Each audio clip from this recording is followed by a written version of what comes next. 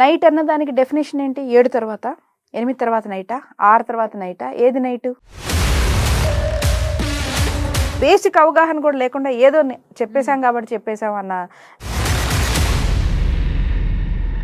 Rapes women మీద ఎక్కువ జరుగుతున్నాయి, లేదా అసాల్ట్స్ జరుగుతున్నాయి, లేకపోతే ఇప్పుడు మనం డాక్టర్లకు ఆపేస్తే మరి వాళ్ళు మాకు నైట్ డ్యూటీలు వద్దు, మాకు ఈ ప్లాంట్లో వేయొద్దని అంటారు కదా. ఇప్పుడు మనం ఏం చేద్దాం మరి? ఉద్యోగాలన్నింటినీ కూడా మళ్ళీ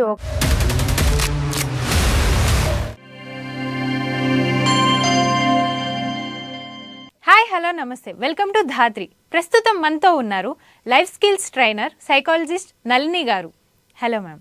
నమస్తే అండి. మ్యామ్, రీసెంట్గా జరిగిన కోల్కతా ఇష్యూలో ఒక government official night timings, ladies night duty timings మార్చేస్తే సొల్యూషన్ ఉంటుంది అన్నారు. అసలు ఇది కరెక్ట్ సొల్యూషనేనా? నేను ఇది చూశాను, న్యూస్లో కవరేజ్ చూశాను. నేను జరిగిన రేప్స్ ఉమెన్ మీద ఎక్కువ జరుగుతున్నాయి, లేదా అసాల్ట్స్ జరుగుతున్నాయి, లేకపోతే అబ్యూస్ జరుగుతున్నాయి. అంటే ఇప్పుడు రేపు వరకే వెళ్ళకల్లా, రేపు హత్యనే కాదు, ఇబ్బందికరమైన పరిస్థితులు ఎక్కడ ఉన్నా కూడా అది కూడా అవాయిడ్ చేయాల్సిన బాధ్యత మనందరికీ ఉంటుంది, సమాజంగా ఉంటుంది ఎప్పుడు కూడా. దీనికి సొల్యూషను నైట్ డ్యూటీస్ లేకుండా ఉండటము. అంటే నైట్ అన్న దానికి డెఫినేషన్ ఏంటి? 7 తర్వాత, 8 తర్వాత నైటా, 6 తర్వాత నైటా, ఏది నైటు? 6 వరకు నువ్వు డ్యూటీ చేస్తున్నావు ఎక్కడో. ఇప్పుడు మన హైదరాబాద్ నేపథ్యంలో అనుకోండి, ఒక చోట మొదలు పెడితే ఇంటికి వెళ్ళడానికి 2-2.5 గంటలు పడుతుంది. నైట్ లోపల ఇల్లు చేరిపోవటం నైటా, ఇక్కడ డ్యూటీ లాస్ట్ చేయటం నైటా, ఏది నైట్? డెఫినేషన్ ఏంటి ఇక్కడ దీనికి? ఒకటి ఇది వీళ్ళు డాక్టర్స్ నేపథ్యంలో చెప్పారు. అయితే మరి పోలీసులకు నైట్ డ్యూటీలు వేయడం ఆపేద్దామా? ఎలక్ట్రిసిటీ డిపార్ట్మెంట్ లో పనిచేసే వాళ్ళు ఉన్నారు, ఇది power maintenance, distribution and maintenance లో ఉన్నారు వాళ్ళు. ఈ టవర్స్ ఇవన్నీ ఉండి డిస్ట్రిబ్యూషన్ పాయింట్ ఉంటుంది కదా, అక్కడ నైట్ డ్యూటీస్ ఉంటాయి.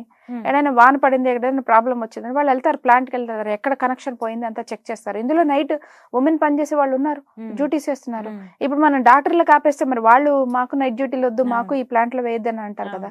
ఇప్పుడు మనం ఏం చేద్దాం మరి? ఉద్యోగాలన్నింటినీ కూడా మళ్ళీ ఒక రాసి పోసుకొని, ఇవి మాత్రం రాత్రులు పనిచేయకుండా ఉండే ఆడవాళ్ళకి, ఇవి మాత్రం అంతా పనిచేసే మగవాళ్ళకి అంటే మరి మగవాళ్ళకి అన్యాయం కదా. సేమ్ జీతానికి సేమ్ రోల్కి ఇద్దరిని తీసుకుంటున్నప్పుడు మీరు మాత్రం అర్ధరాత్రి అయినా వెళ్ళండి, అపరాత్రి అయినా వెళ్ళండి, ఆడవాళ్ళకి సేఫ్ గా ఉండాలి కాబట్టి మీరు మాత్రం పనిచేస్తున్నాం, వీళ్ళని మాత్రం పువ్వులా పొద్దున 10ంటికి వచ్చేసి 5ంటికి పంపించేస్తామంటే అది మాత్రం అన్యాయం కదా కదా. ఇప్పుడు ఒక సమాజం అనేది, ఒక ఉద్యోగం అనేది, ఒక పరిశ్రమ అనేది అందరి ఎదుగుదలకు కావాలి. కానీ ఇలా ఆలోచించినప్పుడు మగవాళ్ళకి అన్యాయం చేస్తున్నామని అయితే ఎట్లా అనుకుంటున్నామో అది ఆడవాళ్ళకు కూడా అన్యాయం అండి. దానివల్ల ఏమవుతుంది? అవకాశాలు తగ్గిపోతాయి. ఇది ఆడవాళ్ళకి ఇచ్చే ఉద్యోగం, ఇది మగవాళ్ళకి ఇచ్చే ఉద్యోగం అనే డెఫినేషన్స్ వచ్చేసాయని అనుకోండి. అసలు ఎన్ని సంవత్సరాల తర్వాత, ఎన్ని రకాల పోరాటాల తర్వాత ఇప్పుడు వస్తున్నాయి, అవునా?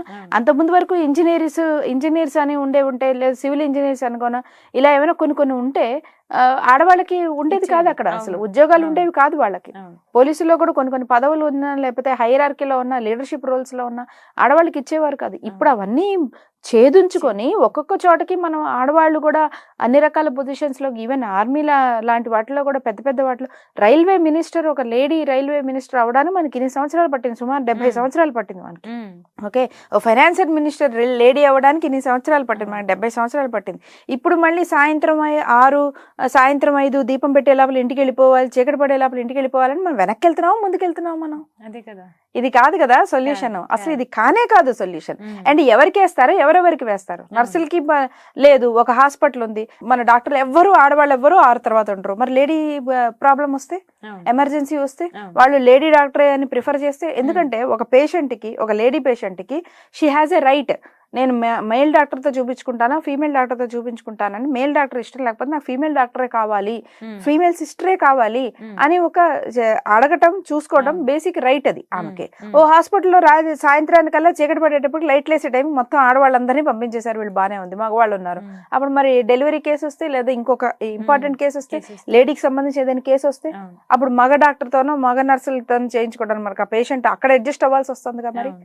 సో ఇవి అసలు ఇది ఊరికే అంటే బేసిక్ అవగాహన కూడా లేకుండా ఏదో చెప్పేశాం కాబట్టి చెప్పేశాం అన్న లాంటి సొల్యూషన్స్ ఇవన్నీ. ఇలా కాదు మనకు ఉండాల్సింది. మనకి జెండర్తో సంబంధాలు లేకుండా అందరూ సేఫ్గా పని చేయగలిగిన ఒక సమాజాన్ని మనం రెడీ చేసుకోవాలి. దానికి మనం ఏం చేయాలి? ఎస్, నైట్ టైము మూమెంట్ తక్కువ ఉంటుంది, సోషల్ మూమెంట్ తక్కువ ఉంటుంది, ట్రాన్స్పోర్ట్ ఫెసిలిటీస్ తక్కువ ఉంటాయి.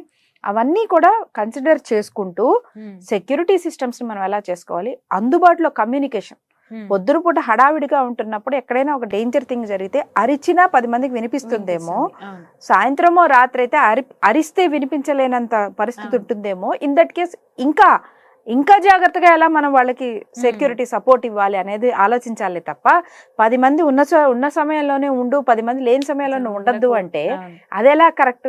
అప్పుడు అందరు ఆడవాళ్ళు ఇళ్లలో ఉంటారు, అప్పుడు ఇళ్లలో దాడులు పెరిగితే అప్పుడు ఇళ్లలో ఆడవాళ్ళని ఉండటం మానేమంటారు, మరి ఎక్కడికి పోతారు వాళ్ళు? ఎక్కడికి వెళ్తున్నాం మనం? మళ్ళీ మనం అడవి సంస్కృతిలోకి వెళ్తాం, వెనక సంస్కృతిలోకి వెళ్తామా, ముందుకెళ్తామా మనం?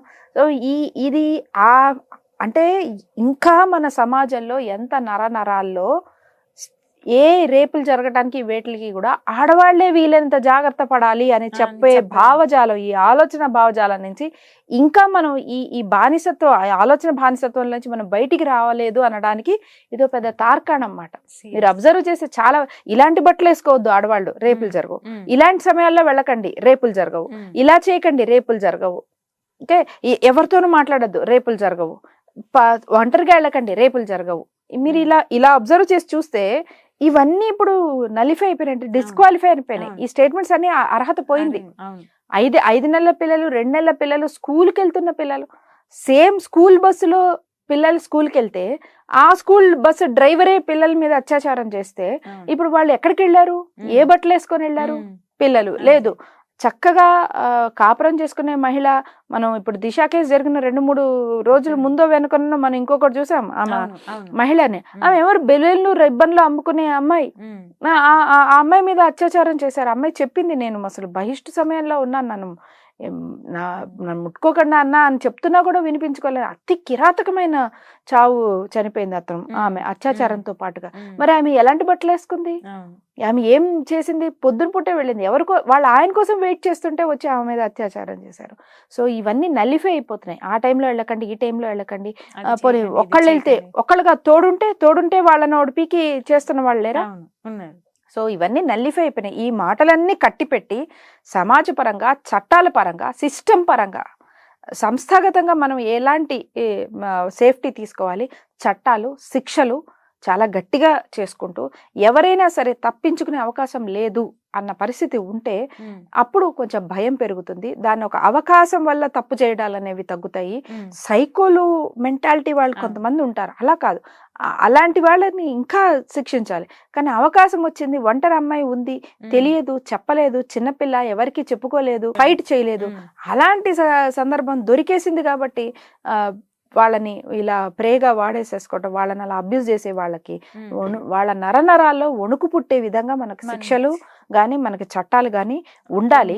మగపిల్లలు బాయ్స్ మీద అబ్యూజ్ చాలా జరుగుతాయి, వాళ్ళు చెప్పుకోరు, బయటికి చాలా వరకు రిపోర్ట్ కావు, చాలా వరకు చెప్పుకోరు, మరి వాళ్ళకి ప్రాబ్లం. సో ఈ అబ్యూజ్, రేప్ కల్చర్ అనేదే మనం తగ్గించుకోవడానికి ప్రయత్నించాలి తప్ప దీని ఏదో ఒక వర్గానికి, ఒక రంగానికో, ఒక మహిళకో, పురుషులకో మాత్రం ఆపాదించేది మాత్రం కాదు. చాలా బాగా ఎక్స్ప్లెయిన్ చేశారు ma'am. Thank you so much.